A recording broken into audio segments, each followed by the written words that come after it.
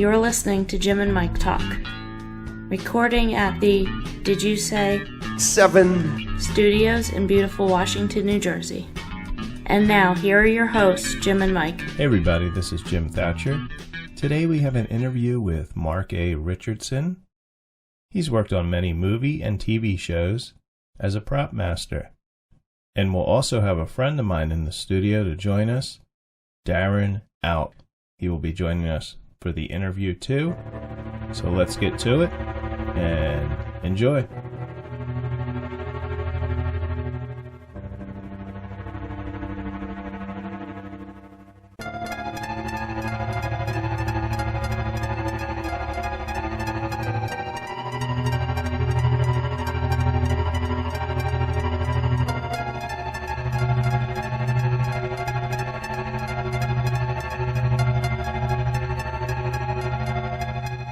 On today's show, we have a special guest who is a prop master, actor, and collector of movie memorabilia. He's worked on such movies as Rob Zombie's Halloween, Devil's Rejects, Pirahna 3D, and many Power Ranger shows. Welcome to Jim and Mike Talk. Hey. Welcome, Mark. The crowd goes wild. How are you today, Mark? Doing good. Doing good. Where are you guys at? We're in New Jersey. Oh, New Jersey. Very cool. Yeah. Chiller. Washington. Were you a film buff when you were a kid? Were you? Hell yeah. I've always been into horror movies. Always. Okay. You know, horror movies, and I think when I was a kid, I was definitely into horror films and James Bond. You know, Secret Agent stuff, Get Smart, right. Man from Uncle, all that stuff too. Mm-hmm. What's one of the first films that you remember like really affecting you or having an impact on you? It was one of those movies that I shouldn't have saw. It was Corpse Grinders. And I just remember it just scaring the living hell out of me. I mean, it scarred me, but I loved it. You know, it was just really frightening. I mean, back then it felt like I was watching some kind of porno. It was just so violent and so gory and stuff. My father would work nights, and every Friday night we had horror movies late at night on Friday. My mom would let me stay up, and I would sit at the end of the couch on the floor, and my mom would fall asleep on the couch. But I have all these memories of my mom, and she would just get paranoid, just freaked out on everything. And like one night we were watching The Crawling Hand, and I remember her stirring. She was starting to wake up, and she'd watched about half of it, and she literally was wiping her face and woke up and went, ah! And those were my fondest memories. My fondest memories was, that, and then we had our horror host was a guy named Seymour, and the guys, we had a friend of mine down the street that had like his sister had a dollhouse that we converted into our fort, and we had an old black and white TV, and we would get our hostess apple pies and candies and Cokes, and we'd go up there and watch Seymour in his sister's Barbie house, giant Barbie house. And I remember that was great memories and stuff. Yeah. So that was a horror show with Seymour? Seymour, yeah, he was a horror host. You know, we had Zachary. Of course. Killer Theater. Yeah. Legendary. The first film you worked on was Mask of Red Death in 1989. Was this your first time on a movie set? I think that was the first time working as a crew member on Mask of the Red Death. That was for Corman. Roger Corman's studio was literally a lumber plant at the time.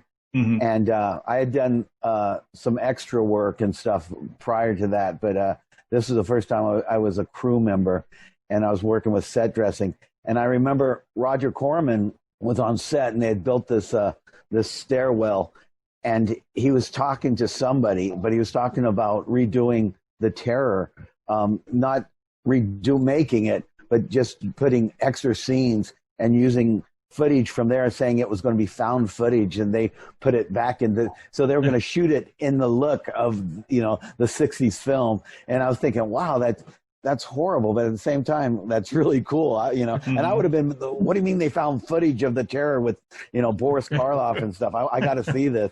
But I just remember, listening to him, and I wasn't even supposed to be there. I was around the corner and hearing him, the way he was thinking and the way he was working, even back then, to manipulate these films. What is a set dresser? Like, what did that entail?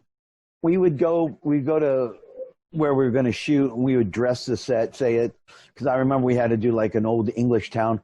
We would go there and we'd bring a lot of the sets and the set dressing, like a wagon would put the hay up there and the wheels and all the like background stuff. We would do that. Mm-hmm. So that was almost like a prop master, or is that? No, it's different. I mean, the prop master, like if I was the prop guy on that, I wouldn't be there prior to shooting. I would show up on the day, and I would have what the peasants would have. Like if they were carrying and stuff like that, I would be able to hand that out. And usually, a lot of times I'd take set dressing, not supposed to, but if we didn't have enough props, especially back then, we didn't have the budget, we'd take set dressing, hand it out. But yeah, the prop guy would pretty much wait until the day of, and we would have the main props for the movie. Mm-hmm. Did you always see yourself working in movies? I've always loved it. I've always loved working in films and stuff. I honestly thought I would be Sean Penn by now. I thought I was going to have like this fantastic acting career, Mm-hmm. But I've always loved being around it. I've always, it's always been very exciting to me. And it is exciting. It's a pain in the ass. I mean, I'll be teaching, Brian Austin Green how to tear apart a Beretta. And then, some day player will come, hey, can you get me a chair? And I'm putting out the chair. It's a weird, being props is a weird job because you do the most dangerous, as far as a crew member, nothing like stunts, but as far as, you're working with weapons and knives and all this stuff. And you're still bringing out the chairs for everybody. So that's a humbling experience. Yeah. I know you worked on a lot of Power Rangers. Did you work on all the Power Rangers? I did for the first 10 years. I did the very first episode. It went all through different facets of Power Rangers till Wild Force. And during Wild Force, Disney bought it. And they fired everybody and took it to New Zealand. And, and I wish I wouldn't have. I was a little petty about it just because I'd been there for so long. I quit as soon as Disney took over. I walked off. I should have waited. Like 3 months later, the show ended. I should have rode the whole wave, and I don't know why. Mm-hmm. They took it to New Zealand for the money, then. Yeah, well, I turned the show. I made the show union, and like I was constantly, and I was tight with the producers. I love the cast and crew, but I wanted a medical. I wanted to, the show was making millions of dollars, and here it's a non-union show, and I was already union, so I was getting everybody to sign the cards and getting the union involved. And what happened was Haim Saban had the president, I can't remember what president, was staying at his house. And I went to our union leader and I go, listen, you need to put it out there that Haim Saban has a non-union show in California and he's got the president. And we turned that week. And everybody was excited about, turning. And the producers were coming up to me because they knew I was cool with the crew and I was cool with the producers, and go, hey, Mark, there's somebody trying to turn the show. Could you, do you know who it is? And I go, yeah, but I can't really say. He goes, well, can you tell him, there's reasons why? And I even fought, saying, I go, no, there's not reasons. We have the money. We have, it's a better, and I want to put this out there because everybody goes how cheap Power Rangers was. When we shut down, we would get a bonus check that would carry us through that whole hiatus. We don't get that. You never get that. Mm-hmm. They did do things that was different. They were saving tons of money, but they did take care of their crew, but not to the point where it was a union crew where, we're 100 times better off. But anyway, we're at the meeting where we're turning the union reps there and stuff. And the producers were there, and our union rep goes, folks, let's have a hand for Mark Richardson. He's been trying to turn this show for 5 years. And I just went, oh my God. And I looked over at the producers, and they're just like shaking their heads. Of course it was you. Because the whole time they thought I was their spy, trying to tell them information. And what the union rep, you don't do that. That was the stupidest thing I've ever heard of. But yeah, that happened. Did that lead to working with Rob Zombie, or were there other projects in between? Halloween, I think, was 2006. I did tons of low budget films. I mean, I was associate producer for Trauma, so I did the Nukem High films, well, the 2 and 3, and so when I wasn't working, I was working. Whatever show I was on, if I was on hiatus, I'd go and work on other shows. Halloween was just a fluke. In fact, I wasn't the prop master; I was the set master. And yesterday, I was at ISS. ISS is like the greatest, hugest prop house in the world. And John Bruno, who was the prop master, was sitting there, and we bumped into each other. And I literally was at ISS, and John was talking to my sales rep, a lady named Linda Montana back then, and he said he wanted somebody he wanted somebody to work with him that knew horror movies, and she just turned around and pointed at me, and he walked up and he goes, "Hey, you want to work on a Halloween Rob Zombie film?" And I went, "Hell yes!" And that's how I got it. That's how I got that job. Power Rangers is the same thing. I was doing these low budget night shoots, PM Entertainment, and the Yuta Aku was the production designer. He literally would say, "Well, you need to come and interview for this job." I was doing nighters, and I just couldn't get up, to interview at 11 o'clock when I wrapped at 7, 8 o'clock in the morning. And finally he called me and goes, "Listen, if you want this job, come get it. If you don't, just don't be here tomorrow." And I showed up. It was, it seems like every time I get these really outrageous jobs, it's like handed to me, and I don't, I was just lucky to be in them, I mean, you worked on the Devil's Rejects too. That was before Halloween, right? Yeah. What I did on Devil's Rejects was, and it was the prop master that I worked with. I did Angel and a bunch of other stuff for this prop master. His name was Anderson. He moved to Australia, but he called me, and he knew I do weapons. And they brought me in for the Firefly shootout scenes to work with ISS with their weapons department. So I did that, and then he had to leave, and so the last 2 days on Devil's Rejects, I was the prop master, but I did weapons on the Firefly shoot and stuff like that, which was great because whenever I do a horror film, I mean, if it's 3 o'clock in the morning and I'm covered in blood, I'm a happy guy, There was a prop failure in the Halloween movie. There was a couple flaws, and there's for almost every show I'll have a story, which is not too good because but what it was is I hope that you're talking about the retractable knife. Okay. Because there's a couple other things, but we're down in the basement, and they have sawdust on the floor, and Scout, who's playing Laurie Strode, is with Tyler Mane, who's Michael Myers. I just worked with King Otter, so I got Jason on my mind. But Tyler Mane, and he's trying to show Laurie a picture of him as of them together when she was a baby, and she's wanting to kill Michael Myers, and so while he's like it's kind of like the only tender moment you'll ever see in Halloween. So he's like, look, he's got his mask on, look at the photo of us, and she sneaks over and grabs his knife and then stabs him. Well, I had explained to him that they can't drop this knife because they had put blood gel on it, and blood gel is exactly, it's like jam, but it looks really, really good, and Rob loves that look. Well, she stabs him. He takes the hit, and the knife falls. And now it falls onto the sawdust on the ground. And so I wanted to get it, switch it out, clean it up. But Rob goes, keep going, do it again. This is perfect. This is perfect. And I'm looking at Rob like, and I'm looking at the knife. I'm looking at Rob, and Rob's like, if I was to say, no, we have to cut, I know Rob's going to be pissed off at me, but I'm thinking it's a big gamble. Yeah. Yeah. No, do I want Tyler Mane pissed off at me because the knife's not going to retract, or Rob Zombie pissed off at me because I just blew his movie, And so I let it ride, and it's always been a conflict of when I tell this story of how I should have played this out, because I am very, very safety conscious when it comes to weapons, and this is a stunt.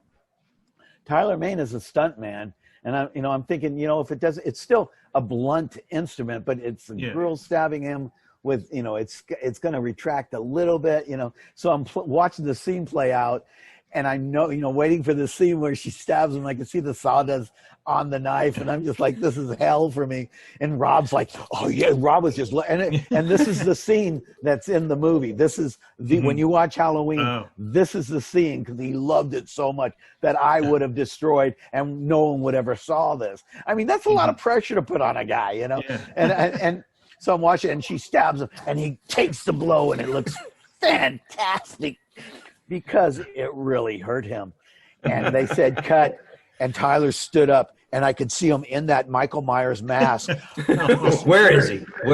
Scanning the crowd of people, and he finally sees me, and he walks up to me, and and he's a massive man in the Michael Myers mask, furious, wanting to actually, this is his best performance. If Rob could have got this on film, they would have said he was the most frightening Michael Myers there ever was. And he comes over to me, and he has the knife in his hand, and I'm looking at it going, and as a horror nerd, I'm going, this is the greatest experience I've ever had. But as a prop on-set master, I'm going, I'm doomed. And I go, listen, I'm sorry, it's the blood, blah, blah, blah. I go, I did, and he goes, well, it really hurt. And I go, I apologize, and I'll make sure it's cleaned and fixed and everything else. But, I think about this. I mean, it didn't do it wouldn't have done any kind of major damage. It's not going to penetrate him and stuff, but I'm sure it hurt him. He had bruises on his ribs or so breastbone or something. I do feel guilty about it, and I always will feel guilty about it. But there's a lot of times that, I've been fired for a set in Arizona because, the director had seen The Exorcist too many times. And in The Exorcist, William Friedkin, to scare the priest when he hears the phone ring, he's listening to the recordings of the possessed Linda Blair, Regan, the voices on the recording played backwards, and he's freaking out, and the phone rings, and it's supposed to scare the shit out of him.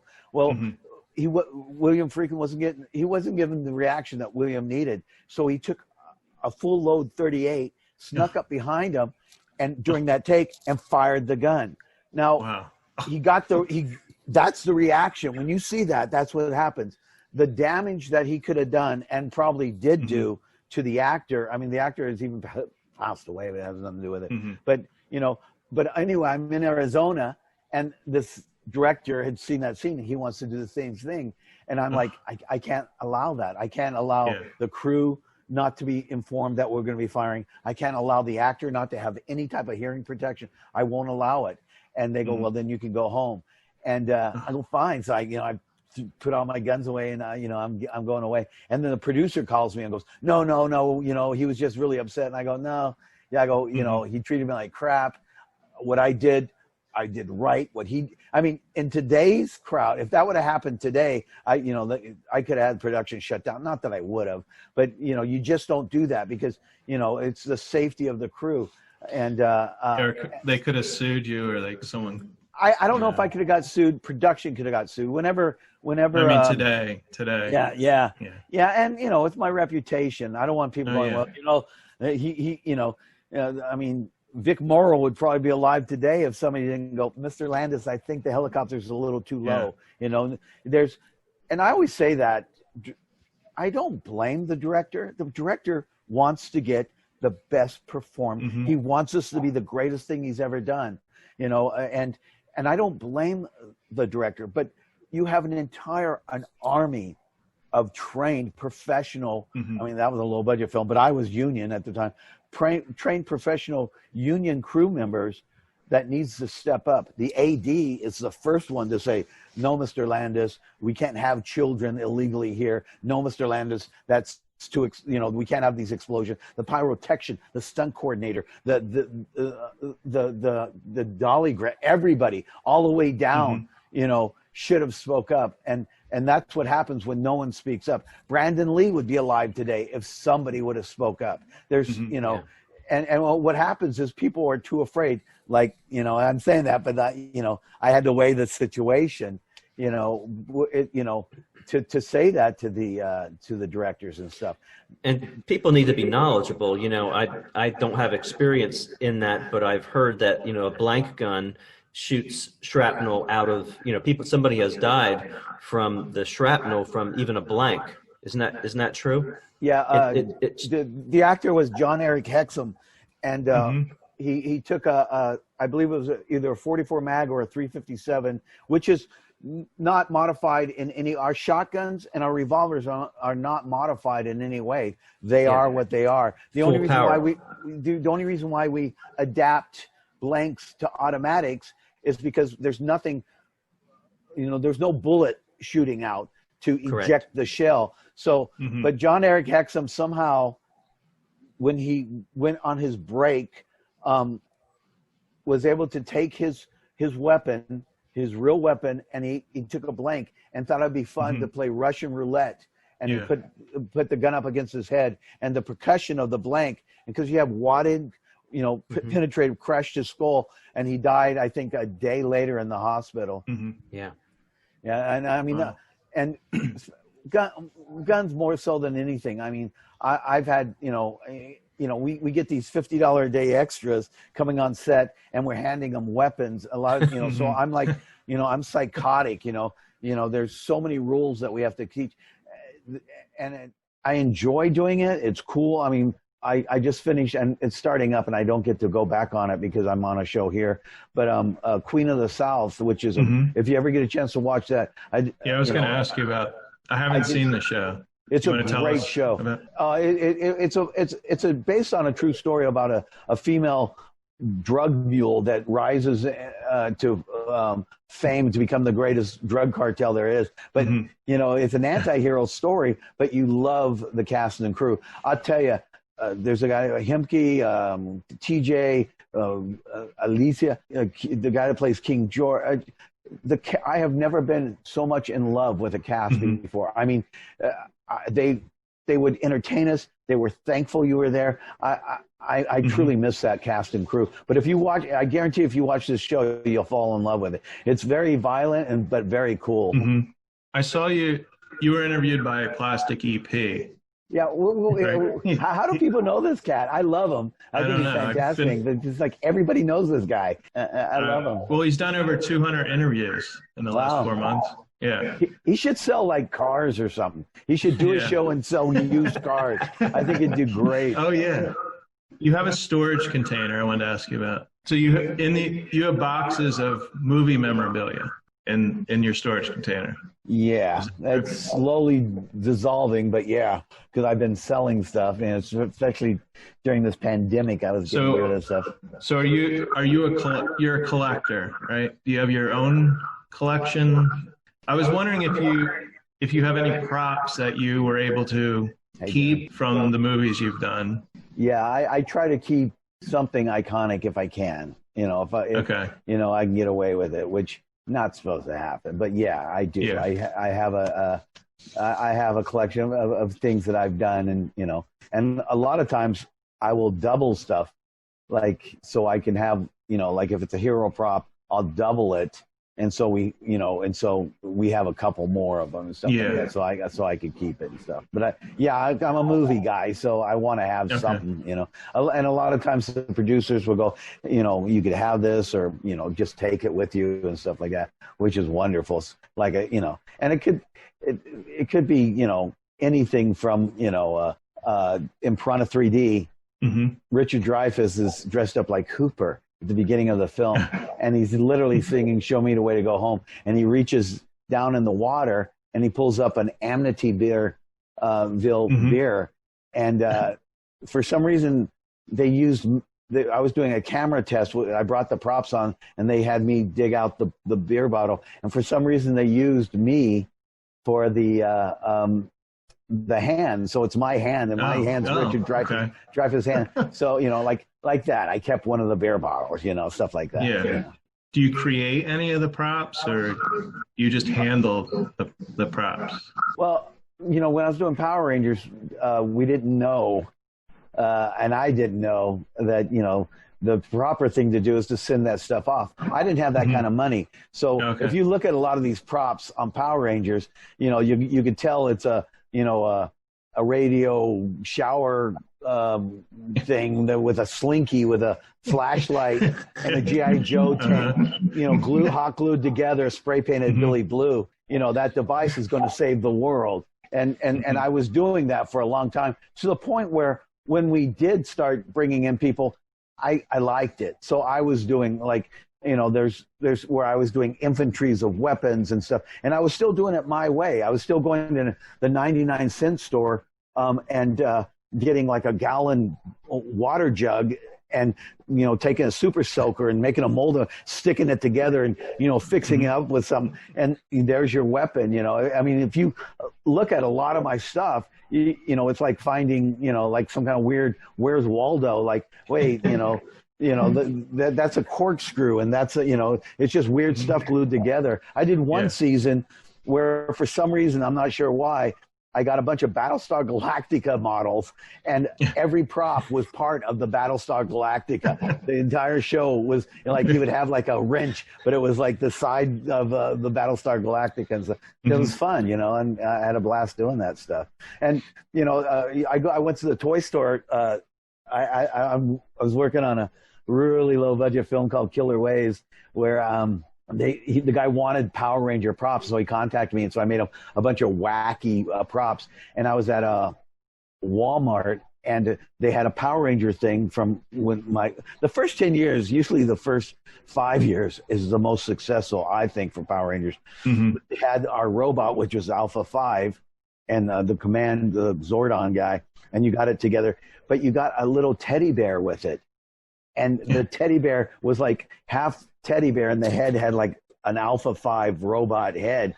And I remember that in the storyline, we were supposed to wake up. Alpha wakes up and goes to Zordon in the middle of the night, like he's been sleeping. And I thought it'd be funny if he had a teddy bear. And so I took two just regular Tupperware bowls, flipped them over, cut a hole, taped it around it, and put 2 ping pong balls on it, and put little eyelids on it, and stuck it on the teddy bear and gave it to her. That teddy bear was sold with the like a little version of it, and I love that. I mean, no one even asked me to do that. I just thought it'd be fun to do. If the director didn't like it, they would have got rid of it. But there it is. Like something I just threw together. It's iconic. Also, I did like the communicators. I was told to make the communicators. Me and Yudaku, the production designer, went out on Melrose and bought a bunch of watches, and we threw it together. And they made, and if you're a Power Ranger fan, you own one of my communicators. It's so funny. And of course, I'll see somebody walking down the street, and it's all adults now that have this stuff. Right. And I'll walk up and I go, hey, I made that. And, and then they kind of like walk across the street looking at me weird. I got a lot of that, though. I mean, I remember back in the day when I was at Toys R Us, holding up like a Ninja Turtle Transformer thing, and thinking if I put them upside down, and I'll be having the toys, and I'm in the toy store, and I'll look over and the mother's like pulling their child away from me. Yeah. There's a lot of that. So you mentioned Kane Hodder. I mean, you're doing a movie with him. Is that true? No, Or you can't. Yeah, it's one thing. You were traveling with him. Yeah, I was. I got a project, and I thought they would release what the project is. And this is what gets me in trouble all the time is, like I'll take a picture on set, and the actor will come over, hey, I want to, I want to throw this on my horror icona page. And I can't show it because he's in the wardrobe of that, and the show's not out for another 5 months. So yeah, unfortunately, But I've done a lot. I mean, Kane Hodder was the stunt coordinator on Devil's Rejects. Okay. I've done a lot of stuff, and every chance I get. In fact, the producer I'm working with right now produced Hatchet, which was one of one of his biggest films. Every chance I get, I try to get Kane. I just really like the guy. Mike, you want to talk about? So I saw your interview with Sergeant Horror, the Pig Man. Yeah, I love him. I love the Sergeant. Yeah, I was watching some of that interview, Mark, and I noticed you had a real interest and a passion with the Salem witch trials. And what's your connection there? What's your passion? My wife and I'm one of those guys. As much as I hate the Travel Channel, I like to go to the locations, and I like, if it's haunted, cool. I want to stay there, and I'm very much into that. My wife she's like Miss Queen Mary, like she's the go-to woman for the Queen Mary. But we both we started studying about the Salem witch trials, and so we went there, and it's beautiful. I loved it. It was great because they had an actual statue of Bewitched in the middle of their town. Their police cars have witches on it. Well, what I find the most fascinating about Salem witchcraft Salem and witches, is that all these women and men were killed, and they were the most religious people in the world. These are, so strong into religion, and it was just a political way of getting their land. And, these women, nobody, all they had to do is go, okay, I'm a witch. And they go, okay, well, then you could leave. And they could have just walked away. But these people chose to be hung or tortured. Right. And die. And because they knew they were going to go to heaven, then to say they were a witch. And all their stories, every one of them is just heartbreaking. And just, and there's just to see how corrupt the system was, and how corrupt that type of religion was, and how they used things to make to gain that. And they just put a couple years ago, I think it was the Catholic Church, put a monument to saying this monument stands that we'll never be this ignorant again, kind of thing like that. I've read I've read this a couple times in America's history. I was shooting a film in Lone Pine where they had a Japanese containment camp, and they had like the shrine there, and there's a monument there that says, "This monument stands so we will not be that ignorant again." That's out in California, I think. Yeah. Something tells me that with these Confederate statues going down, I think we're going to see a lot of plaques and stuff going up. UVA on UVA campus, instead of taking down Thomas Jefferson's statue, they're trying to contextualize it. So they're going to work around the history and give information to put it in context. Yeah, and I think that's brilliant. But you know what? Yeah, it's funny because something tells me there's going to be a statue about 2020 going, how ignorant we were this time. So it's just, it's just our way, I guess. Have a mask on it. Right. Yeah, I know. It's going to be a bronze mask. But that's one, it's, I like the creepy vibe to Salem, but I also like the history and the heartbreaking stories that exist there. And they really, what's wonderful is they haven't, and in California, we're the worst. They haven't destroyed like the prisons, the jails there, the house, all these places are there still, and you can go there, you can walk, you could be in those rooms, you could see what they went through. And I love that. I love that part of history. And I was just reading yesterday in the news about how millennials and Gen Z have a very limited amount of information, very limited knowledge regarding the Holocaust and anything surrounding that. And I just think more information, more knowledge. We need to be informed. We do. I mean, I honestly think that if we would have just embraced the Holocaust more and really looked at what we as humans did, I think we'd be better people, because that's so horrifying. All these genocides where we just go in there and just, this project I was doing, they were showing where the indigenous Indian tribes, they wiped them out. because they wanted homesteaders. They didn't want the indigenous tribe there. And like, we just went in there and wiped them out. You know, it's just horrifying, you know. I don't know. Yeah. That's scary. Yeah, but we can all learn from it and move forward. Yeah. Let's move on because I'm getting depressed. Well, let's talk about, since our podcast, it's mostly about music. Oh, really? We're going to ask you some music questions. Oh, yeah. So, cool. Growing up, what were some of your favorite bands or singers when you grew up? Or when you were a kid? Yeah, you're grown up, right, Mark? Yeah, I'm trying to. No, I'm not. To be honest with you, I'm a man boy. My sister was really big into the Beatles and the Beach Boys, which, you know, EP is all about that. I love the Monkees. I like the Partridge Family. But it wasn't until high school that somebody gave me, I went into his room and he was playing and he showed me the album cover for Alice Cooper, Killer.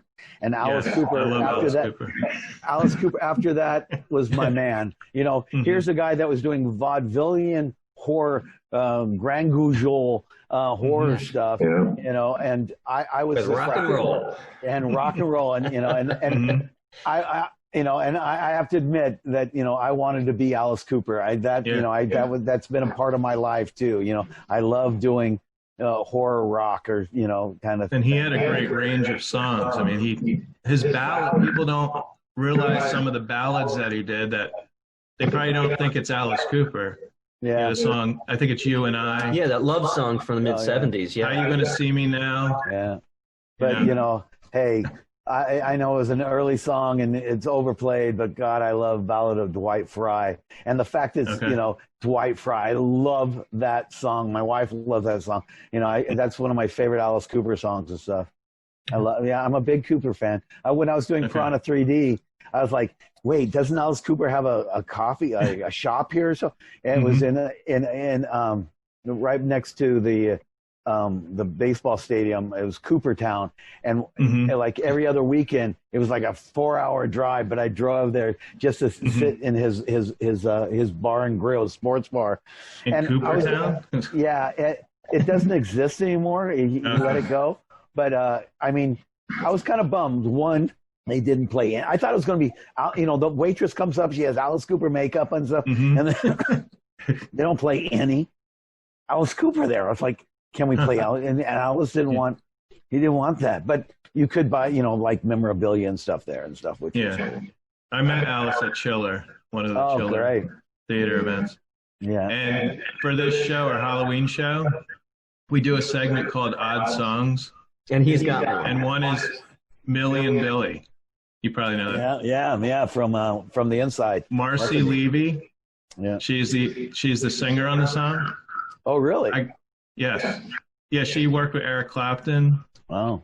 And then she was in Shakespeare's Sister. But we got her to record a couple minutes talking about the recording of the song. So we're going to focus on Millie and Billie. Yeah, it's a great song. It really is. I'm glad the guy is just out there just doing it, you know. There was a period where he was going through a stage, and I was still a diehard. I mean, I was punk rock, but I was still a diehard Alice Cooper fan. But and I remember writing him and saying, talking about, Motley Crue's doing Department of Youth, and it's a big hit. Why aren't you doing horror films and stuff like that? Yeah. And I wrote him this long fan letter that I'm sure he never read, but it was great to see him starting to do, Nightmare on Elm Street and doing songs for Friday the 13th. And John Carpenter loved him, and I loved Alice Cooper and all those. I thought he was great. Yeah. Do you go to many concerts? Like what would you say the last concert you went to was? What was the band we went to? I had played a show, and it's funny because, I want to be Alice Vicious, like I do a punk rock show. I'm 63 years old, but at the end of my show, I'm still covered in blood. But what show did we go see? It was right after my show. Bastille? Yeah, Bastille, I think. It was for her. Okay. They were good, though. I liked them, But I've got them on my latest Apple playlist. Yeah, but I think the last, because I always see Cooper wherever I can see him at, and but I think the Dickies was my last show at the House of Blues in Anaheim was the show I saw before that, But yeah, And I love the Dickies. It's like one of my favorite punk bands. Yeah. So what instrument do you play in your band? I am, my stage name is Marky, M-A-R-K-Y, Desaad. And I'm just an Alice Cooper wannabe. That's all I am. Okay. So you sing or you play an instrument? Oh, okay. Yeah. And I don't know if I told you guys, Enigma Records, who went on to sign some of the greatest punk acts in the world, like, you know, Fear and Cramps and stuff like that. We were the first, my band, the Hypnotics, was the first band they ever signed. And I thought, you know, we were the first band this label that's going to be badass. And, you know, we had a tour lined up, and our keyboard player ended up beating up on his girlfriend, him going to jail. It was just horrible. I just thought, you know, this is my big break. And I was going out there just beating the shit out of myself and being all punk rock, and we just never really went anywhere with it. It was close. It sounds like you had a good break. I got the record deal. We got the record deal. I didn't even believe it. I remember when Steve Goldsmith, who was our bass player, but he was also the leader of the band, when he came in and said, "Yeah, we got a record deal on Enigma Records." I'm like, "We do not," you know. And we were literally a garage band, and you know, and I wrote those songs. To be honest with you, if they were hits, you know, I'd be taken outside and lynched, because I wrote to be offensive. I wrote, what is the most offensive thing? What offends me? And, you know, I'm a horror guy. What offends me? I'm going to put this into a song, and, you know, and we're going to be like punk rock offensive guys and stuff. And we didn't go anywhere. But if somebody goes, Mark Richardson wants to go for, you know, some type of political person. Oh, you know, yeah, you're done. Let's look at him. And they find out, they go, listen to this, folks. You know, I'm dead. Hey, what year was that? Was this like 1979, or what kind of? Hypnotics was 82. Okay. That came out in 82. Yeah. We started in 79. Then we had 80, 81, and we recorded in 81. It came out in 82. Okay. And then I did do a full on and it was weird, because I wanted to do like punk rock metal, and like, no, it doesn't exist. You know, you're either a punk rocker or you're a metal. And I was like, no, we can do punk rock metal. In the early days of and I'm still rocking Alice Cooper type songs. And my band wanted to go glam, and I'm like, no, we can go glam, but it's got to be horror glam. And it was way before any of this stuff happens and stuff. But because of my success, because I was on Enigma, I was able to get a recording deal with of a punk rock label in downtown LA. So we went in the studio and recorded all these metal horror metal songs. And although none of that, we never put them out on vinyl, it's never even came out on CD. I sold almost every one of those songs to movies. So like, and you remember USA Up All Night? Oh yeah. Yeah. They would play movies that I had sold songs to. So it was my metal stuff that was doing really well. Like, people knew the stuff only because of these movies. But we never went anywhere. And once again, and I know it's a cop out, but once again, I had a band that just, you know, we were getting offers to play all these shows. And in fact, we got a movie deal from Canon. And when we did the movie, and I was up against L.A. Guns, which had Slash, I think, at the time in it. All these big bands, and my band Desaad, my metal band, went against them. We won and got the part, and they used our song and stuff. But even with that, the guys were like, no, I don't want to go tour. I don't want to play. What do you guys want to do? And they're like, I don't know, man. I don't know what I want to do. For our listeners, that was nose towards the table. Yeah, that's sad. Yeah, and then a couple years ago, and then after that, I went back to what I loved the most, which was just drunken punk rock. And we had a band. I had a band called 647F, which the only thing in common we had, and this is my father and I owned a pawn shop next to Compton, and I'm like, good for instruments, great for instruments and equipment. Yeah. So I was getting Les Pauls for $50, the little blood stains on them. I was a surfer dude, punk rock surfer dude in Compton, and we would sell, like, rap tapes and stickers and stuff like that. And so we were blessed by the gangs because we supported, the kids there and stuff. But my band 647F was from that area. And 647F is a police code. It was very, by today's standards, once again, very anti-cop because, I worked in a pawn shop. I had a gun license at 17 and I was punk rock. But that band I'm still in, 647F, I still play shows with every once in a while. Okay. Very cool. Didn't know about your musical history there. Excellent. The fun songs to look up with my stuff is Madonna of the Dead. I do a Rod Serling intro about Madonna coming back from the dead. And you couldn't play any of this stuff on your podcast unless you. No. I also do the Hypnotics. We had a second album that was never released, and I had a song called "Jerry's on Drugs," and I do a Jerry Lewis impersonation. Which when I did the show, I would love it because you'd get these skinheads and stuff, and in the pit. But when I did "Jerry's on Drugs," and I was watching David Letterman, Jerry Lewis was saying that he was on speed the whole time he was on tour, and that's where that pretty lady, that whole character came from drugs. And so I do. It's my band, and they're just going Jerry's on drugs, really fast. And I come out like Jerry Lewis, like the absent-minded professor, and I try to sing Jerry's on drugs with him in a Jerry Lewis routine. Jerry's on drugs, Jerry's on drugs, Jerry's on drugs, Jerry's on drugs. I would personally like to say that I would never do anything like that. Jerry's on drugs, Jerry's on drugs. Jerry's on drugs, Jerry's on drugs. Jerry's on drugs, Jerry's on drugs. Jerry's on drugs, Jerry's on drugs. Okay. All right, you got me, but Dean made me do it. Why? Jerry's on drugs, Jerry's on drugs.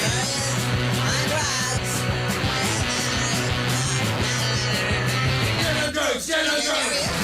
Singing on drugs. Jerry's on drugs, Jerry's on drugs. And that's on vinyl. You could actually hear that. Like if you look on YouTube, you could find me doing Jerry's on Drugs. Yeah, that's cutting edge there. Cutting edge. Yeah. Dr. Demento played that. Dr. Demento did play that. Oh, Wow. Nice. Very cool. It's called Jerry's on Drugs. Yeah, and the band's like Hypnotics. And there was another band called The Hypnotics, which is a hippie band, and I would have probably thrown bottles at them in my drunken state back then. But we were the Hypnotics. Yeah. So, is there anything we missed before we? Oh, there's all kinds of stuff, but it's been fun doing this. So where can I? Do you have a website, like a horror website, or? The only thing I have, and I started it for the pandemic because I wanted to get as many followers as I could to sell my goods without going on eBay and not being noticed. But if anyone listening wants to join me on Horror Icona, and it's just Horror ICANA, Horror Icona, come join me, talk to me. I love, and I love writing horror stories. My wife contributes horror stories. Sometimes we talk about investigations. I do. And I don't know why I always make fun of it because I'm a hardcore believer in ghosts. It's just that, it's become so, I was filming a movie, a horror film at Linda Vista Hospital, which used to be a really hot spot for ghosts and stuff. And the ghost adventurers came right after me. And I had left thinking it would be cool. I had made all these, it was for the film, these creepy dolls. And I had hidden them in spots that I knew the next film company was going to find them. And of course, they found them. And they're talking about them being ancient and demonic and stuff like that. And I got it at the swap meet.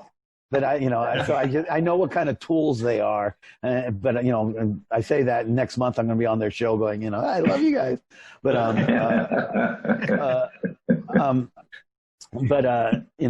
do love that environment. And weird stuff does happen that I can't explain. And I think that's the reason why I love it. So plus, I'm a creepy kid, I love that stuff. I think most people believe after they've experienced, you experience one or two things that are pretty big. It's like, yeah, okay, that's mysterious. Well, it was good talking to you, Mark. That was a lot of fun. Yeah. Great stories. All right, thank you very much, man. Hey, All right. I feel bad. Is it Darren? We didn't get to talk to Darren. Darren's just quiet there. Well, I don't know. I didn't want to interrupt, but you got to be a famous Monsters of Filmland guy, right? Yeah, very much. Forrest Ackerman was my man. Yeah, very much so. Do you know Joe Moe by any chance? No. Okay, yeah. I'll look him up. Yeah, he was a big Forey fan too. I had a huge. I still do. That's part of my collection. Is a famous monster stuff, but that's part of everyone's collection, I guess. Okay, Mark. Thank you. Guys. Thanks, everybody. Yeah. Goodbye, everybody. Thanks for listening to my Bye. Take care. Yeah. shotgun spitting out stuff to you guys. See you later.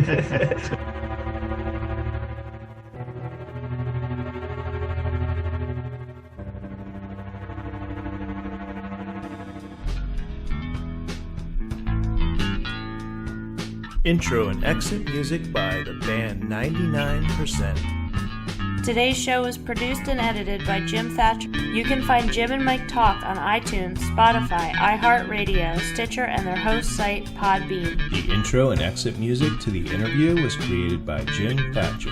The song Jerry's on Drugs, used with permission by Mark A Richardson.